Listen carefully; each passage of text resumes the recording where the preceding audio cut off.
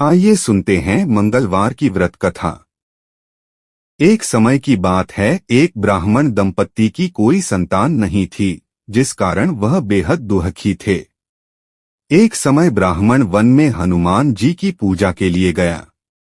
वहां उसने पूजा के साथ महावीर जी से एक पुत्र की कामना की। घर पर उसकी स्त्री भी पुत्र की प्राप्ति के लिए मंगलवार का व्रत करती थी। वह मंगलवार के दिन व्रत के अंत में हनुमान जी को भोग लगाकर ही भोजन करती थी। एक बार व्रत के दिन ब्राह्मणी ना भोजन बना पाई और ना ही हनुमान जी को भोग लगा सकी। उसने प्रण किया कि वह अगले मंगलवार को हनुमान जी को भोग लगाकर ही भोजन करेगी।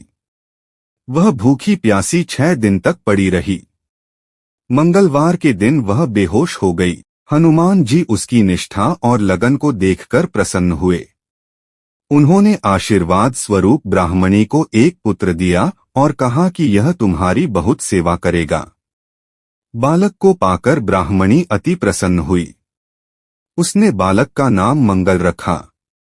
कुछ समय उपरांत जब ब्राह्मण घर आया तो बालक को देख पूछा कि वह कौन है।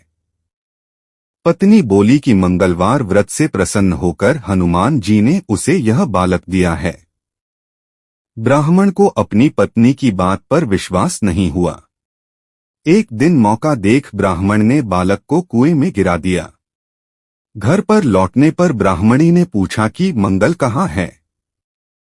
तभी पीछे से मंगल मुस्कुराकर आ गया। उसे वापस देखकर ब्राह्मण आश्चर्यचकित रह गया। रात को हनुमान जी ने उसे सपने में दर्शन दिए और बताया कि यह पुत्र उसे उन्होंने ही दिया है। ब्राह्मण सत्य जानकर बहुत खुश हुआ। इसके बाद ब्राह्मण दंपत्ति प्रत्येक मंगलवार को व्रत रखने लगे।